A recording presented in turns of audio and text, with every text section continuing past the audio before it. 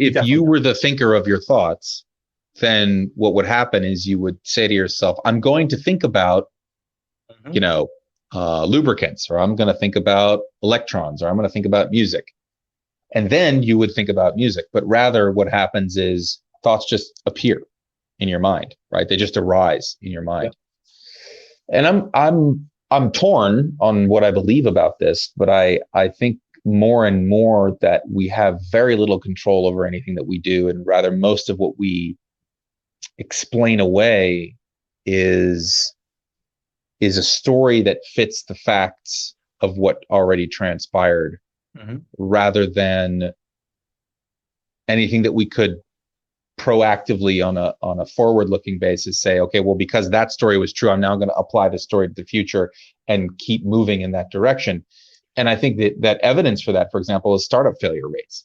Yep. Right? It's like Yep. how many startups that are VC backed, which means they've been gone through an incredible level of vetting, Mhm.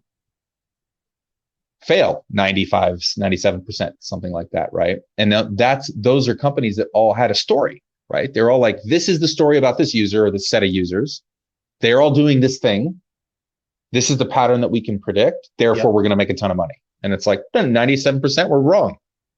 I'm curious. I'm curious what you think about this because it's like because like first, I mean, I agree about the free will. Like I think it's for the most part when I look back on any given set of weeks, like I'm just continuing a set of patterns that I set in motion in some way, and there's very little active thought. It's like there's a structure to it, and there's maybe a couple of decisions. Like I think that maybe I make 3 decisions a month, and the rest is essentially autopilot. And that's a high agency. That's including or excluding like food, bathroom, other things like that. Yeah, no, right. So it's, yeah, exactly. But then it's like it's there's the autopilot from going to the bathroom, but also the autopilot of when you're going to go to the bathroom, how often you're going to take bathroom breaks. Like I'm not in control of any of that. And then as I start needing to get close to going to the bathroom more, then I start to wind down whatever my task is, and Yeah. it's all autopilot. So So here's a question. yeah, I am on hour 30. What is it? uh-huh. We started at 7:30 p.m. So what, I'm Yep, like 36 hours, no, almost 40 hours, maybe 45 hours into a 5 day fast. sweet. Yep. And I'm doing this because I want to lose weight. I've been overweight for a while. Yep. And is that free will though? I think it is. So I think that's a great example. My conception of free will is that like there's moments where you forcefully make a decision for your future self in a way that constrains your future decisions. Like I think the only way to actually exercise agency is to force your present agency on your future self. And then you set some timeline in which you're going to retake the agency. So I Yes, think a fast agree. perfect example of that.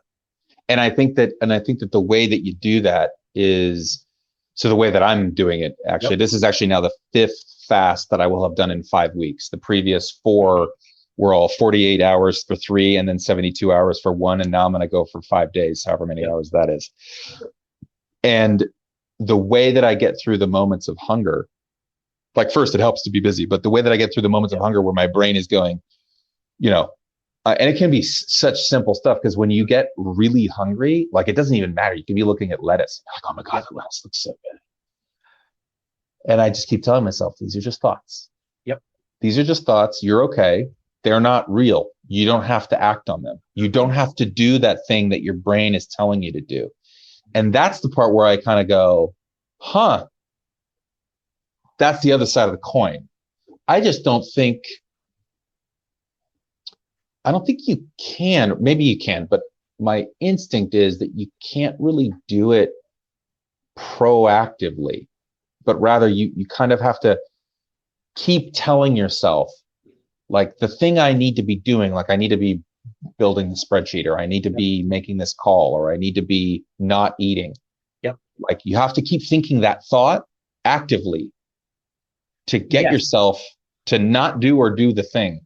Yes, you're forcing it. So I mean, I've done the same thing with the fast, and the time I've done it twice, and both it was the same reason. It was there's something about my diet, or like I wasn't exercising as much. It was completely off the rails. So I just decided that whenever it gets really off the rails, like I'm eating Domino's a lot, then I'll do a fast. And I found that after that, as long as I count calories and count macros from the first meal, I like kind of bitch slap my nervous systems and my Mm, habits, where yeah, like there's something in the back of my monkey brain that's very afraid. totally. Yes. The monkey brain, I think, has so much control, or rather, the reptile brain, I think is what we mean to say. The reptile brain has so much control over habits and processes. I mean, there'll be points at which I'm eating irresponsibly, and I'll just like look at what I'm eating, and I'm like, I'm not even hungry. Like Yep. I don't even need this food. Like Yep. I was full on like the second bite. Really all I needed was like a piece of cheese, right? Like or half an apple, right? And but Yep. but now I'm on like my third bowl of cereal. What are you doing? And oh, by the way, you can stop. You can stop, but you have to like say, put the spoon down, say to Mhm. yourself, you can stop. That's okay. Like these are just thoughts. Like you're just reacting to everything right now. Yeah. It's bizarre how human brains work. But I found it's interesting. Like I found I'm surprised like that it seems to be this mechanism